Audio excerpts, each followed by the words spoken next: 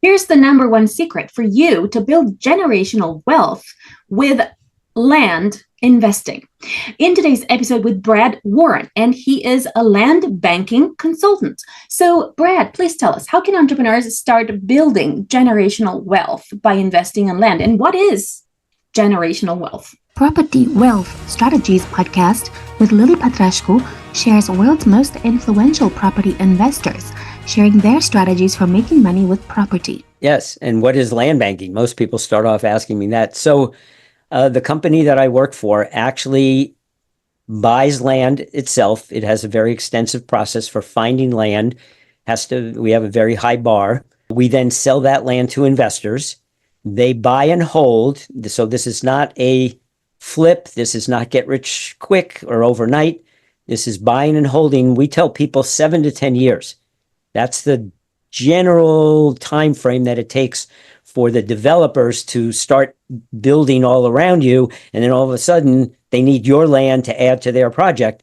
And that's where the money is made. You exit by selling your land to a developer, a home builder, a shopping center builder, a football stadium builder. They need your land to consolidate it with other smaller parcels to put it together into a big parcel to build their project. And that's where the money can be made. Wow, it sounds like you need a lot of insider knowledge in order to figure out what the potential projects are for potential developers in the area. So how do you discover what's the best location to invest in land? And how do you get this kind of like insider information about where a development is likely to take place so that you can leverage that? Great question.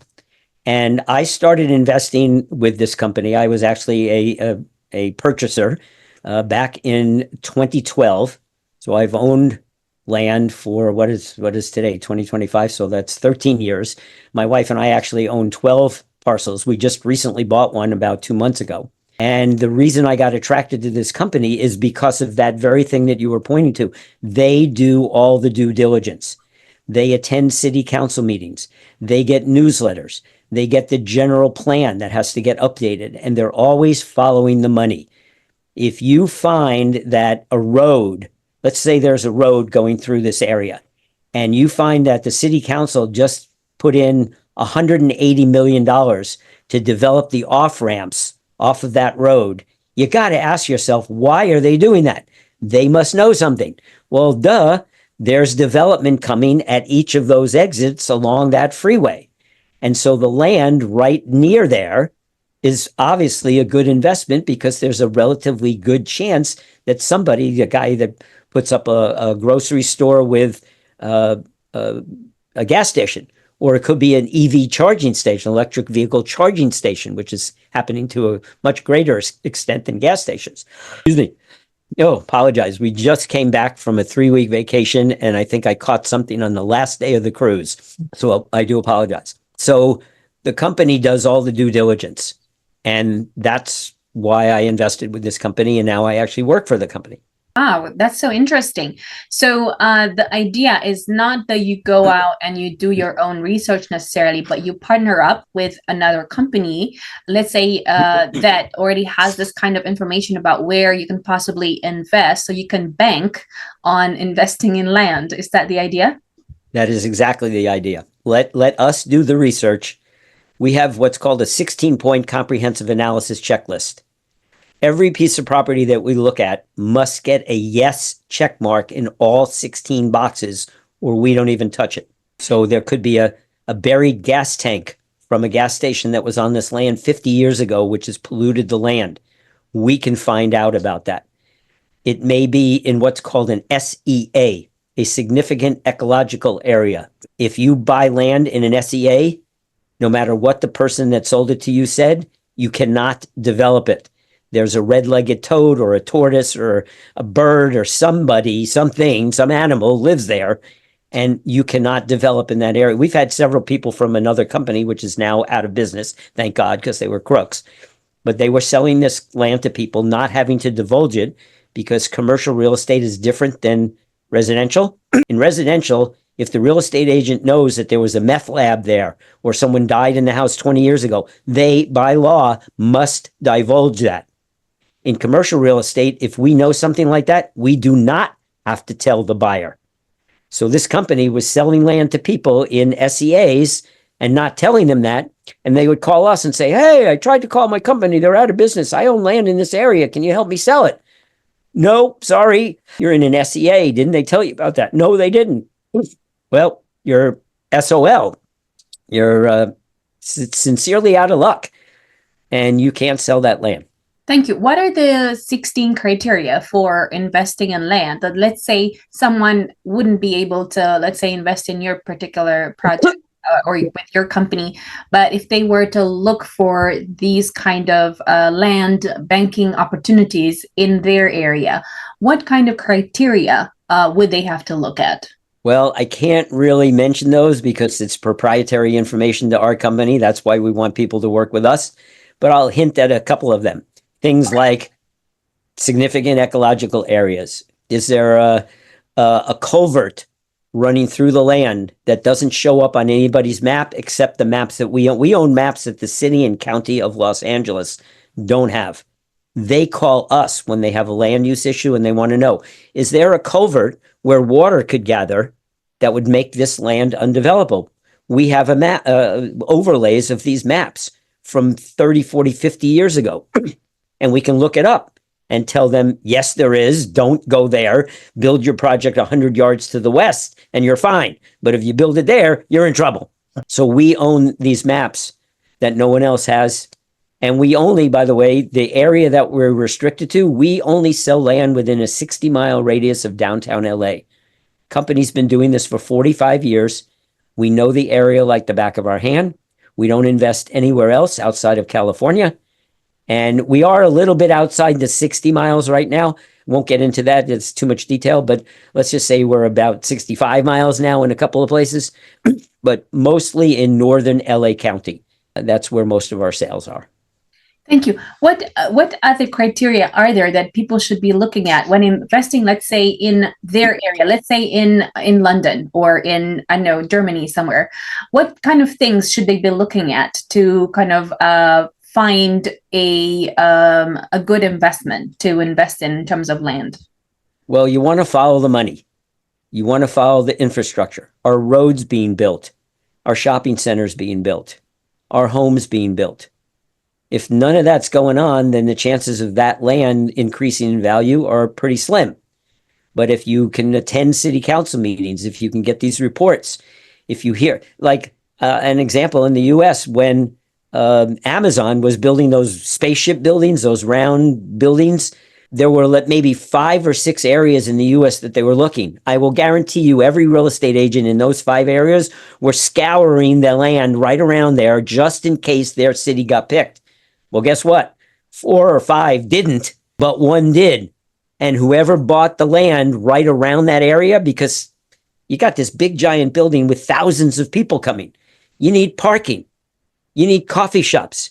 You need hotels for people that are coming in out of town and need to stay someplace to go to a conference at that center. You need housing for the employees who are being relocated from someplace else.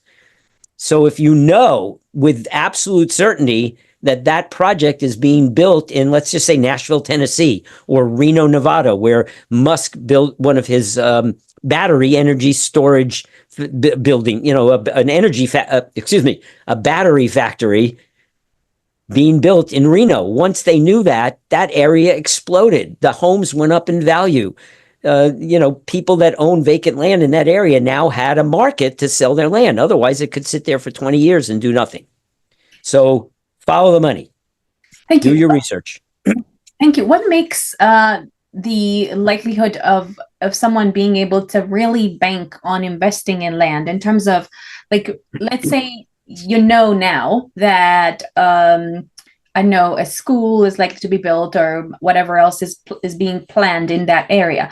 What makes you so sure that you will be able to sell it at a really high price versus the local market price? It's a great question, and I can never use the G word. I cannot guarantee that the land will sell. All I can tell people is over 45 years of experience doing this. Our company sees gains, ROI, return on investment, anywhere from 3 to 7x. So you invest $100,000, you should exit no less than 300 to 700,000, somewhere in that range. I don't know of anybody that's exited less, and I know several people who've exited way more. So if you believe our research and you back it up, you do a little research yourself. But most people, when they invest with us, they know the track record that we have and the due diligence that we do, and they trust us. And then it's just a waiting game. Thank you. How can someone who has invested in land get the best possible price for their land? Is there a particular place they would go to do that, or will people come to them with offers? Yes, they come to you. I've had a couple of my clients call it, should I put up a sign? Should I hire a real estate agent? No and no. What did we tell you? Oh, you told me to wait. Good. Don't call me for another 5 years. And you know, I say that jokingly, but they get the point. You wait for the developer to send you a letter or an email or give you a phone call and say, hi, Mr. Warren, we see you own land at XYZ and you paid $50,000 for it. We'd like to offer you $60,000. Let's say I bought it 3 years ago. And I go, send that to me in an email so I have it in writing and I'll get back to you. And I hang up the phone. I call the CEO of the company. I tell him about my offer, and he then researches, have any other of our clients been offered money?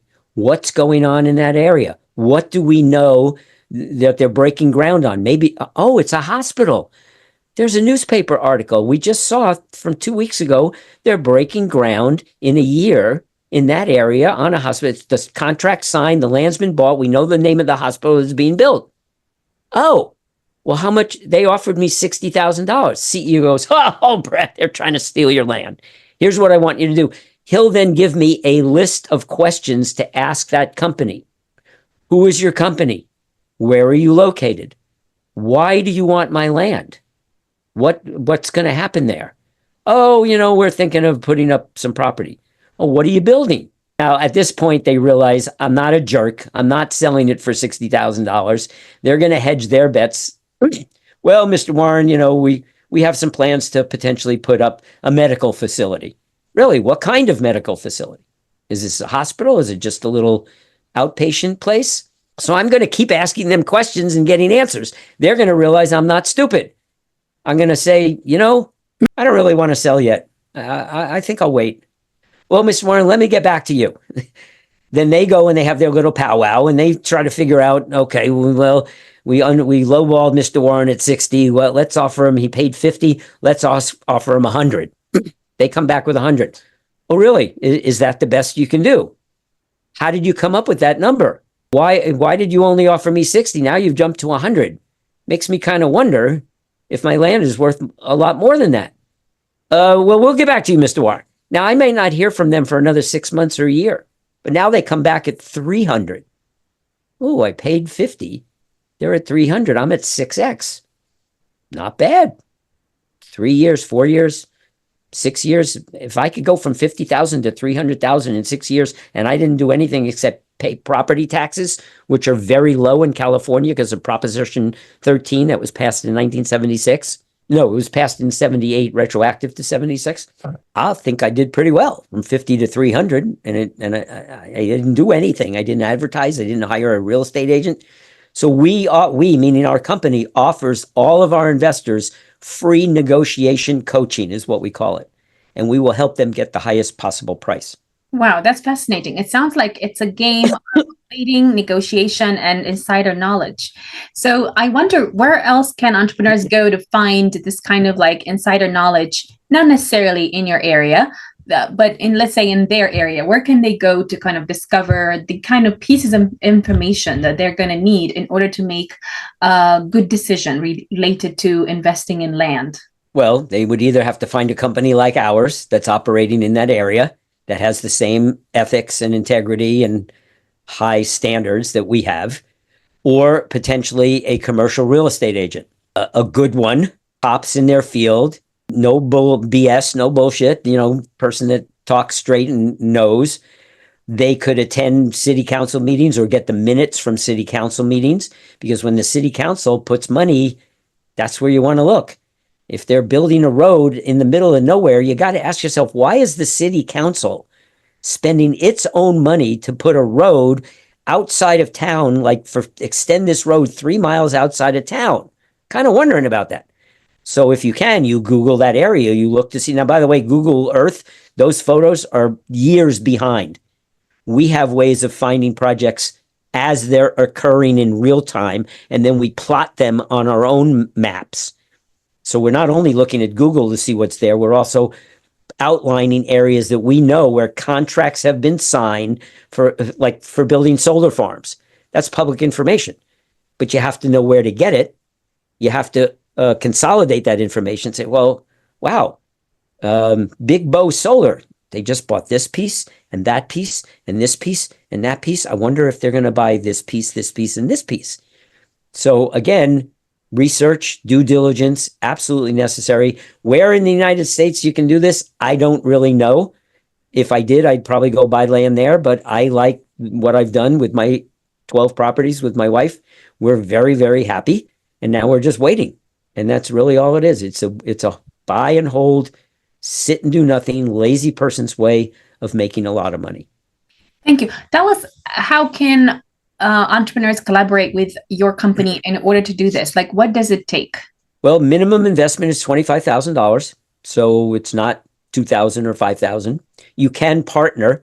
Up to 4 non-family members and 8 family members can pool their money. So if 2 people have $12,500 each, they could go together for 25 and buy a small parcel, probably 2 to 3 acres. We can help people up to about $1 million to $2 million. That's kind of our range. After $2 million, I just turn them over to the CEO, because he will take care of them personally. When it gets that high, it's like above my pay grade. But our average investor tends to be around 50 to 75,000, somewhere in that range. Most of our investors, the vast majority, are multiple purchasers, so they don't just buy one. Over time, they'll buy another and another. But a $25,000 minimum, and they need to have the funds available. So if they say, well, Brad, I have $100,000 in crypto, I say, great. Convert your crypto into cash, stick it in a money market fund to earn a little interest while we're going through escrow. And when you're ready, then call me, because sometimes it takes 2, 3, 4 weeks. If they call me, once they call me and say, Brad, I have $50,000. I've watched the full land banking presentation. Oh, I forgot to mention, that's another prerequisite. We have a 1-hour video that people must watch before they're even allowed to invest. And actually, I cannot accept referrals from somebody who has not watched that, because we educate people first. If they're not educated, we don't talk to them. So we educate the investor first. After they've watched it and they have the money, they call me or they email me. Email is best, brad@bradwarren.com. And they say, hi, Brad, I've watched the full presentation. You and I spoke for an hour last month. I've done all my due diligence on you and your company. I'm ready to invest. I have $50,000. What do I do next? Then I introduce them to my boss, Marcella Silva. She's my land banker who I bought the land from. And now I'm on her team as a real estate agent. Real estate salesperson is the technical name here in California. And they get to meet her. They get to ask her as many questions as they want. And at the end, she says, so, have we answered all your questions? Yes, you have. Are you ready to buy? Yes, I am. What's your price range? 50 to 60,000. Okay. That's the end of the conversation. Now we go to Valor, the company, and we call the CEO. She does, actually.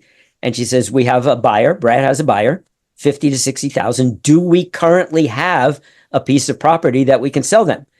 And Valor looks through its inventory to see if we already have, because as I mentioned earlier, we buy the land first with our money. And we make sure it's all set and ready. And then, of course, we mark up the price a little to make a profit. That's to pay the staff. And we look to see if we have. If we have a property, they pull it out of inventory, which means no other agent can now sell that property. Only me and my client will see that property.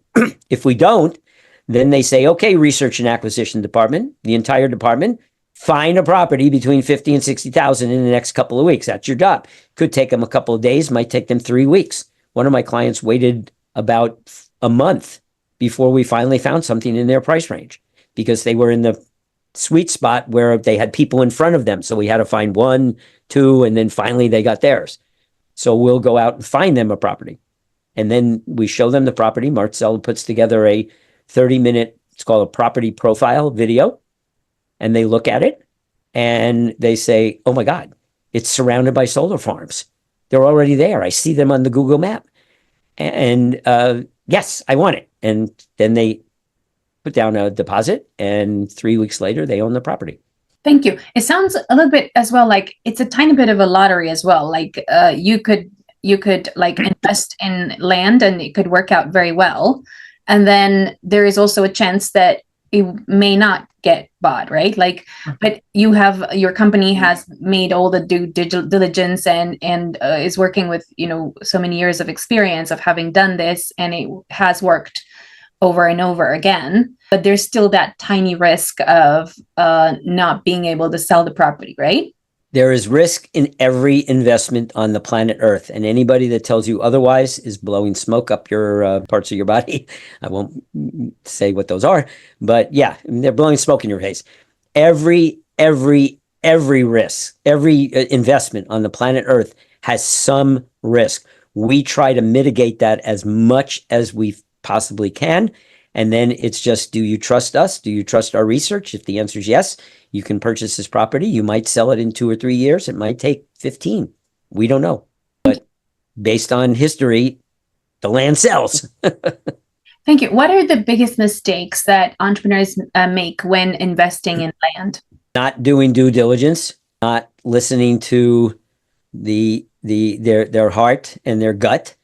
Because if you're feeling funny and there's something squirrely about the person you're talking to, trust your gut.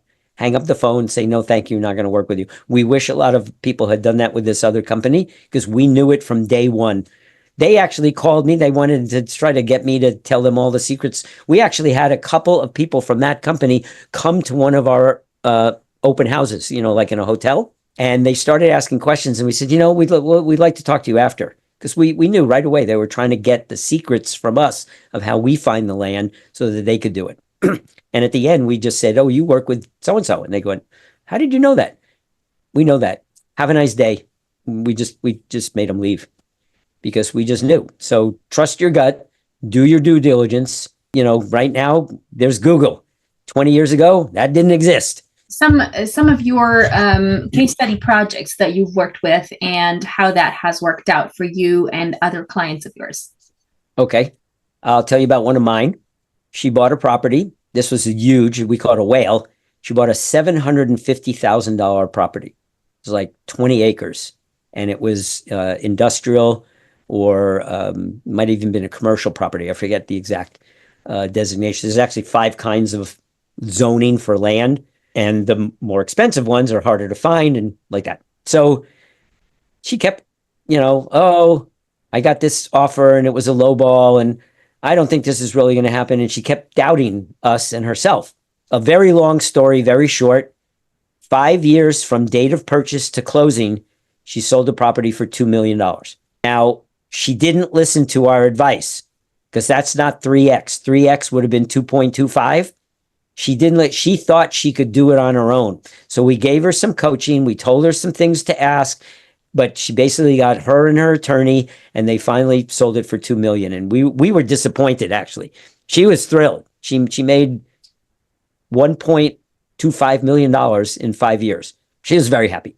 Marcella, my boss, had a client. This was a woman who owned a daycare center, had a lot of money. She was very smart with her money. She had a bunch of money. She bought a property for $150,000. She had it 6 months and she got a call and their first offer was $300,000. She called us. We gave her some coaching. She turned it down. Next offer was $500,000. We said, that's more than 3X and it's been like less than a year. We can't directly tell her to sell. That's financial advice and we would lose our real estate license. So we give them hints. That's an excellent price. That's fair market value, which basically meant, yeah, sell. Turned it down. Very long story, very short. After 2 years of negotiating, she sold that property. Remember, she bought it for $150,000, $1.5 $1.5 million. 10x in 2 years on her own negotiating. We thought she was freaking crazy. She turned down 750. She turned down $1 million, and she turned down, I think it was 1.2 million. And finally, we were like, finally, we breathed a sigh of relief. She took 1.5. So those are two examples. Wow, that's fascinating. Tell us about how investing in land worked out for you. Well, I'm going to be perfectly honest with people. We have not sold any of our properties. My oldest one is 13 years old. And people say, well, Brad, aren't you concerned? I said, well, no, but it's past the 10 years. I said, that's an average. Yeah, I'm a little beyond. I don't need the money. It's in my retirement funds. It's in my Roth IRA. So when I sell it, it'll be all tax-free anyway. I said, well, why aren't you concerned? Well, let me tell you something. When I first bought it, I went down and stood on it and looked around, and there was nothing around. It literally, I thought I had bought like a swamp in Florida. And Marcella said, Brad, just be patient. A couple of years later, 225 unit housing development, a rehab center. On the other side of me is BYD. You might have heard of them. They're a Chinese electric car manufacturer called Build Your Dreams. Warren Buffett has a 10% stake in the company. That's how much he believes in their company. They have their only North American electric bus manufacturing facility in Lancaster, California, which is right where all my property is. And they now bought the property to the west of me. It's less than a mile away. They bought a 160-acre property to build a second North American electric bus manufacturing facility. 1,000 workers who are going to need homes, schools, Starbucks, Macy's, you name it, 1,000 more workers moving into the city. Do you think my property, which is smack in the middle between these two things that are going on, do you think my property's gone up in value? Hell yes. I know somebody that already was trying to sell property that's zoned the same as mine, and they're selling it for 4 times what I paid. So my property is worth at least, I paid $115,000. I know it's worth at least $400,000 to $500,000 right now. So you ask me if I'm worried. No. Would I like to sell it sooner? Of course I would. I mean, I'm not stupid. I'd like to sell it today, but I'll wait. If I have to wait another 7 years, so it's 20 years, but I sell it for $1 million, and I went from 115,000 to $1 million in 20 years, no tax, all that money's mine. Was that a good investment? Yeah, I think so. I think my daughter, who'll get most of the money, will be very happy with the $1 million. I made a $900,000 profit in 20 years, if it even takes 20. I don't think it's going to take 20. It's going to start to happen hopefully sooner. But even if I wait 20 years, I don't care. I am very confident this land will sell for at least $1 million or more. Thank you. Tell us where entrepreneurs can find you and more resources around investing in. The best thing to do is email me. As I mentioned, I was just recently on vacation to Australia, New Zealand. We were on a cruise ship. I answered my emails every day. I was in the future. So it was Sunday for me in New Zealand. It was Saturday back here in California, but I still answered all my emails. Brad at bradwarren.com. BRAD at BRADWARREN.com. I respond to emails within 24 hours. That's the first step. We meet on Zoom. You get to chat with me, get to see if I'm kosher, if I'm the real thing. I'll send you the link to the presentation. You'll have to watch that before we talk any further. But once you do that and you're satisfied, then we keep talking and we find out what your goals are, what your dreams are, how much do you have to invest, what's your time horizon. If somebody tells me I need the money next year to put my kid through school, sorry, I'm not taking your money, because it's going to take longer than that to sell your land. You're going to be calling me every 6 months, every 6 weeks. How's my land? How's my land? Oh, it rained last night. Your land is wet. Tomorrow it'll be dry. That's how your land's doing. So I've turned away investors that were inappropriate. They have to meet our guidelines as well. Thank you. Follow me for more property wealth strategies.